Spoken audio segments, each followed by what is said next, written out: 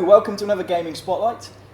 This week we're going to avoid mentioning the fact that Facebook has brought the one thing we're really excited about in gaming. We're going to talk about the games we're really looking forward to. So, Patrick, what is your number one game at the moment you're looking forward to? I've nailed my colours to the mast quite early. Your T-shirt might be a small hint. My Black Mesa Research Facility T-shirt probably gives it away. I'm a massive Half-Life fan and have been from the first second of the first game. I loved the whole opening to Half-Life. It's my favourite. We talked about cutscenes. My favourite ever interactive cutscenes, that journey to work for Half-Life 1. And I just think the narrative, the world, the amount of amazing innovations, you know, the whole way at Portal's been threaded through it, all of that stuff. Half-Life 3 just fills me full of absolute glee. Obviously, it's been a long time since the last Half-Life game, so whether we'll see it in my lifetime, I'm not sure, but it would be kind of nice. I mean, that's the game that would, you know, if they decided they were going to launch it on an Amazon console that no one in the world bought apart from, I would go out and buy the Amazon console. Yeah. That's how much I'm looking forward to. Do you not think though that it's kind of been hyped up too much now? It's become like a sort of internet meme by itself, even to people who don't really like Half-Life. It's like Half-Life 3, we're all waiting for it, but isn't it just going to disappoint everyone? I think. Like, can it be that good? Like, yes. Conditions could hardly be more ideal. I hope so.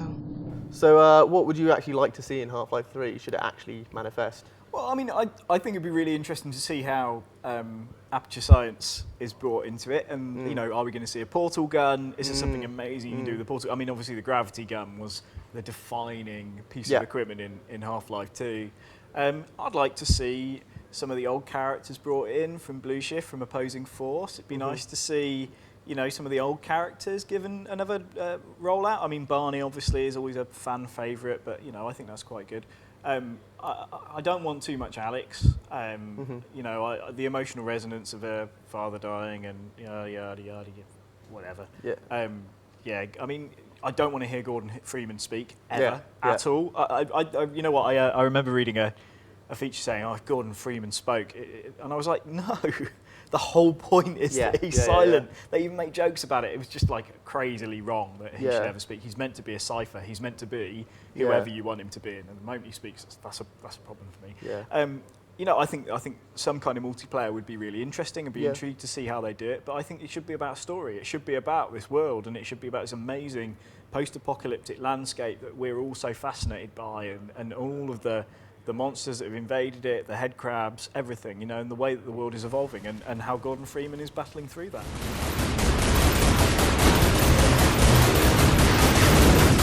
Do you think a multiplayer Half-Life would work? I don't know about Half-Life, and this is my thoughts. This is why I think why Valve's, you know, been pushing off Half-Life for so long, because it's been so much more focused on the multiplayer things. Like even with Portal 2, we saw, you know, a big multiplayer thing thrown in there. I think Valve sees more value in that at the moment, and I think maybe that's why Half-Life 3 is being sort of pushed back further and further. Maybe we'll never see Half-Life 3. Oh, that would be such a shame.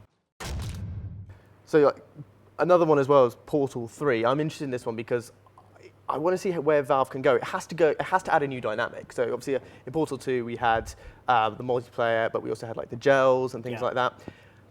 I wonder if maybe they could do something with time. So as well as Portal through space, Portal through time as well. Bring a kind of Portal the Prince of Persia edition. Yeah, or like the kind of Braid edition. You know, add something in there. Maybe I don't know. It could get very complex, maybe a bit too complex. But that was the genius of Portal, is that if you tried to explain all the dynamics to someone who'd never played it, they would go, oh, this sounds too complicated. But when you play it, they introduce it. It's the pacing. It's the, you know, I mean, the genius of Portal was that, like the last level was like most of the game. I love that. You suddenly break out into the world. Yeah.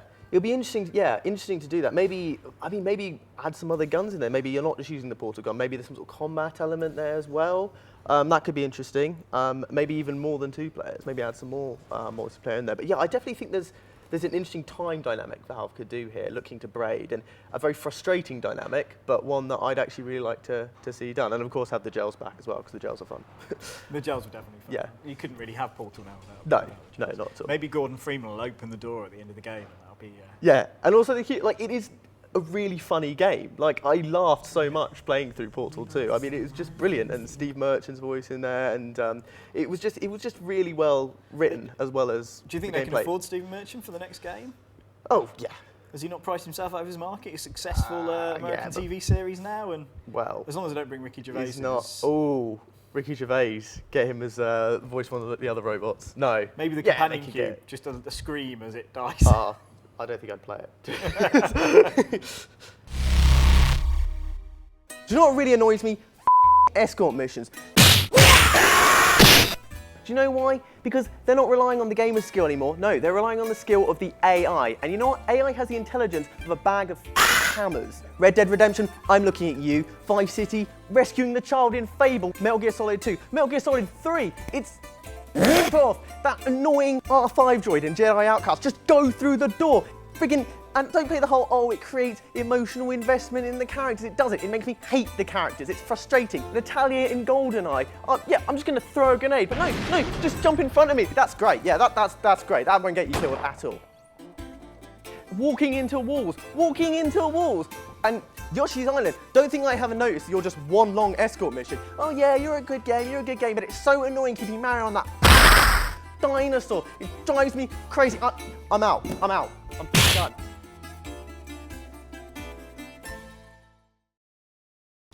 I did say we wouldn't mention the whole Facebook gate, Oculus Rift thing. I know. I don't think I've ever seen you as angry as you were that morning. You were genuinely. You've been penning an op-ed on the way to work. Yeah. You were that cross about it. I was, and it maybe not for a lot of the reasons everyone else immediately was. My problem is that when I read it, it wasn't that Oculus has sold itself to all the data chomping Facebook. It was more that just it happened so early. There is not yet an Oculus Rift on the market, and that annoys me a little bit because I think, and it's annoyed a lot of the early Kickstarter backers as well because they were investing in Oculus. They weren't investing in Facebook, and now it feels like, well, what was the point?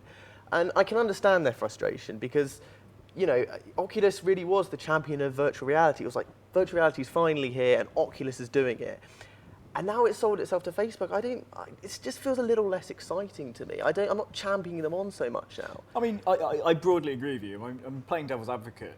Had Oculus done its job, though, I mean, we've already talked about whether they can get something out quickly enough now to resonate, but they've got all the hype. They've engineered all this massive drive for virtual reality. Sony are now involved. Yeah. The world is thinking about virtual reality again. So in that sense, they've kind of done their job, I suppose. And I really hate the fact that it's Facebook that bought it because they're not a gaming company. But that said, they're immensely powerful. They've got massive finances, very, very deep pockets. And there is a chance that Oculus can transcend what it would have been, which might well have fallen short because it didn't have the money to become the scale, to become something even bigger. Maybe that will be the next big thing. And I think virtual reality is never going to be just the domain of games. So, I mean, they already touched on social and things like that at GDC before the whole thing was announced.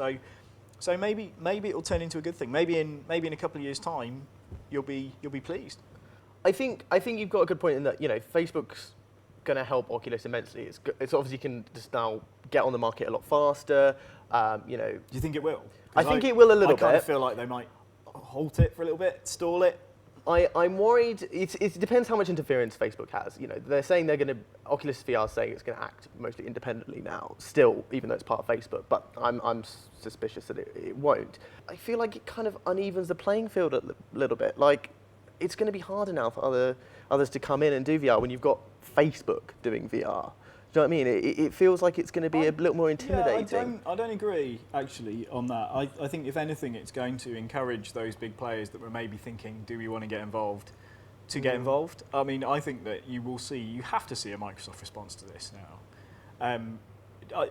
They've got a new CEO, whether they are more or less focused on Xbox is always going to be really interesting.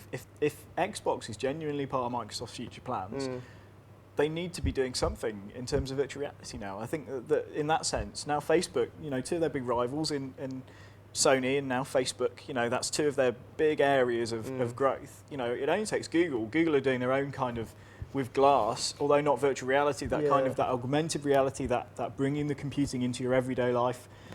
Microsoft desperately need to respond, and I think that we're going to see more of that. I think I'd be surprised if Apple don't do something in that kind of realm. I'd be surprised if Amazon aren't thinking if we're going to do a console, should it be a wearable one? I mean, you might be walking around a virtual Amazon supermarket before long in an Amazon headset. You know, there's so many big players who must be looking at this and saying, maybe we should be involved in this. So that's it for another gaming spotlight. We've shamelessly talked about games that don't even exist yet. And now you can shamelessly let us know which ones you're looking forward to in the comments below. And don't forget to subscribe, and we'll see you again soon.